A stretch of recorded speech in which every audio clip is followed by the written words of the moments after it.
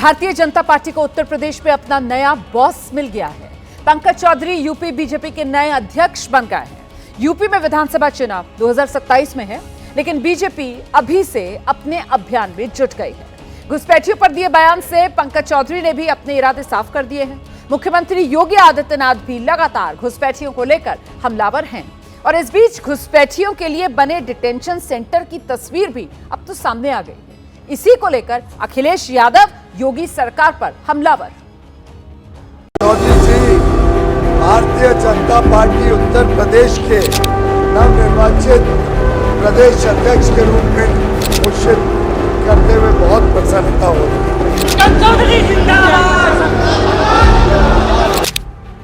UP BJP को अपना नया बॉस मिल गया है। केंद्रीय मंत्री और महाराजगंज से 7 बार के सांसद पंकज चौधरी यूपी के नए बीजेपी प्रदेश अध्यक्ष बन गए हैं। लखनऊ पार्टी दफ्तर में आयोजित कार्यक्रम में केंद्रीय मंत्री और उत्तर प्रदेश के चुनाव प्रभारी पीयूष गोयल ने मुख्यमंत्री योगी आदित्यनाथ की मौजूदगी में पंकज चौधरी के नाम का ऐलान किया। इसके बाद पंकज चौधरी ने योगी आदित्यनाथ के पैर छूकर उनका आशीर्वाद लिया। एक नए कैप्टन के रूप में पंकज जी हमारे सामने आ गए हैं। आपके सामने विरोधी के पास इतनी ताकत नहीं है, लेकिन याद रखना, विरोधी चाहे कैसे भी हो, उस विरोधी के छल और छद्म का जवाब देने के लिए आपके पास उतना ही सामर्थ्य होनी चाहिए, उतना ही शौर्य और उतना ही तेज भी होना चाहिए। पंकज चौधरी के यूपी बीजेपी का नया बॉस बनने के बाद कुछ लोगों में दहशत है। वो डरे हुए हैं, घबराए हुए हैं। ये कोई और नहीं, वो घुसपैठिए हैं जो अवैध रूप से उत्तर प्रदेश में रह रहे हैं। यूपी बीजेपी का नया बॉस बनने के साथ ही पंकज चौधरी ने अपने इरादे साफ कर दिए हैं। एबीपी न्यूज से एक्सक्लूसिव बातचीत में उन्होंने 2 टूक कहा। यूपी में एक भी घुसपैठिया बर्दाश्त नहीं किया जाएगा। रोहिंग्या और बांग्लादेशी की भी बात हो रही है, पंकज जी क्या कहना? बांग्लादेशी हो चाहे कोई भी देश के लोग हो, कोई भी अगर घुसपैठिया इस देश में आया तो उसको बाहर होना ही चाहिए। पंकज चौधरी से पहले सूबे के मुखिया योगी आदित्यनाथ भी घुसपैठियों पर अपना तल्ख अंदाज जाहिर कर चुके हैं। योगी आदित्यनाथ ने सभी जिले के डीएम को निर्देश दिया है कि घुसपैठियों को चिन्हित कर सख्त कार्रवाई की जाए। घुसपैठियों को रखने के लिए अस्थायी डिटेंशन सेंटर बनाए जाएं। डिटेंशन सेंटर पर रखे घुसपैठियों को वापस उनके देश भेजा जाएगा। देखिए, मैं अभी गया था एक जनपद में, वहां की मतदाता सूची में जो एसआईआर के फॉर्म भरे हैं बहुत सारी विरोधियों ने, उसमें कुछ बांग्लादेशियों के भी नाम है। हमें इस समय उसको देखना होगा, यह भी फर्जी हुआ है। सूत्रों के हवाले से खबर है, योगी सरकार घुसपैठियों को लेकर फुल प्रूफ एक्शन प्लान तैयार कर चुकी है। योगी सरकार घुसपैठियों का डेटाबेस तैयार करेगी, बायोमेट्रिक प्रोफाइल बनेगा, सभी नाम नेगेटिव लिस्ट में दर्ज किए जाएंगे। देश भर में शेयर होगी नेगेटिव लिस्ट, जिससे दोबारा एंट्री नामुमकिन हो जाए। योगी सरकार ने घुसपैठियों को डिपोर्ट करने से पहले डिटेंशन सेंटर में रखने का ऐलान किया है। इसके लिए प्रदेश के अलग अलग जिलों और मंडलों में डिटेंशन सेंटर तैयार किए जा रहे हैं। गोरखपुर के डिटेंशन सेंटर की तस्वीर भी सामने आई है। यहाँ रैन बसेरा को डिटेंशन सेंटर का रूप दिया गया है। यहाँ सिक्योरिटी के तगड़े इंतजाम किए गए हैं। गोरखपुर में 3 मंजिला बिल्डिंग में डिटेंशन सेंटर बनाया गया है। इसमें 50 लोगों के रहने की व्यवस्था की गई है, 30 पुरुषों के लिए और 20 महिलाओं के लिए।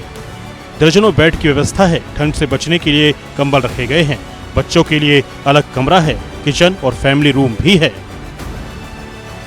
6 से 7 बेड यहाँ पर लगे हुए हैं और यहाँ पर अंदर देखिए स्नान घर, शौचालय, बाकायदे सारी सुविधाएं यहाँ पर दी गई हैं। और इसके साथ ही यहाँ पर आप किचन देखिए, जो ये अभी हम भूतल पर हैं और यहाँ आप किचन देख सकते हैं। ये किचन है और ये देखिए ये फैमिली रूम। यहाँ पर जो परिवार होंगे उनको कैसे रखा जाएगा, यहाँ पर ये देखिए फैमिली रूम बाकायदे है। और ये अंदर की व्यवस्था भी आपको दिखा देते हैं। यहाँ देखिए यहाँ पर 3 बेड यहाँ पर लगे हुए हैं। पूरी तरह से चाक चौबंद व्यवस्था यहाँ पर प्रशासन ने की है।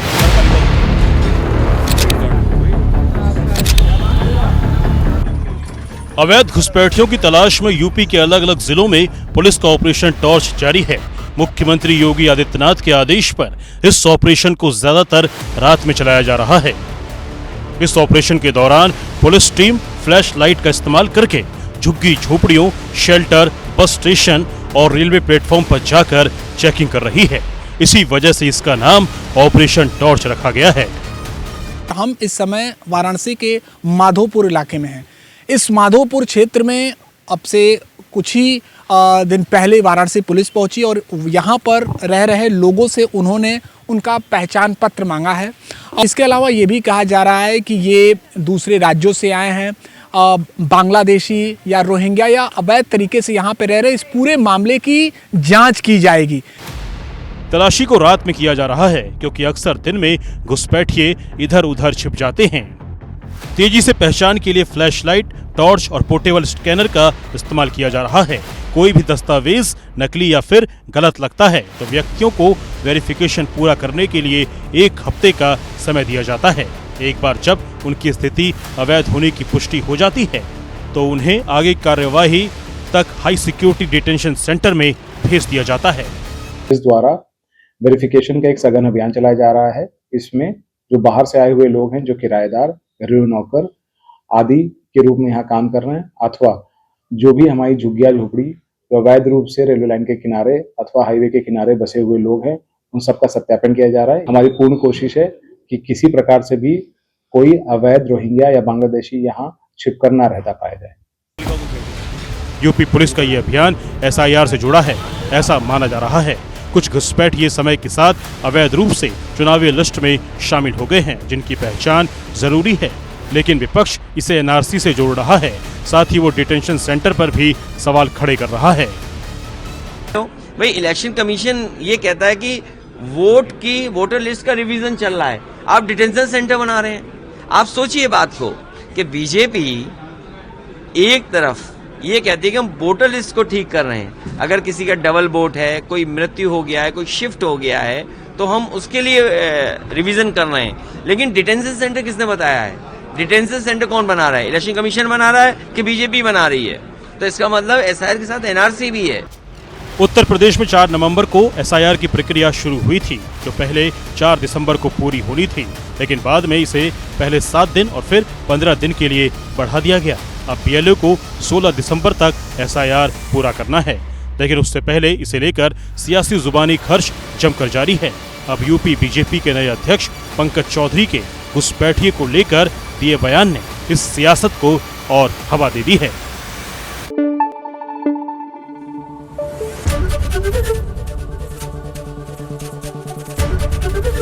ABP न्यूज आपको रखे आगे।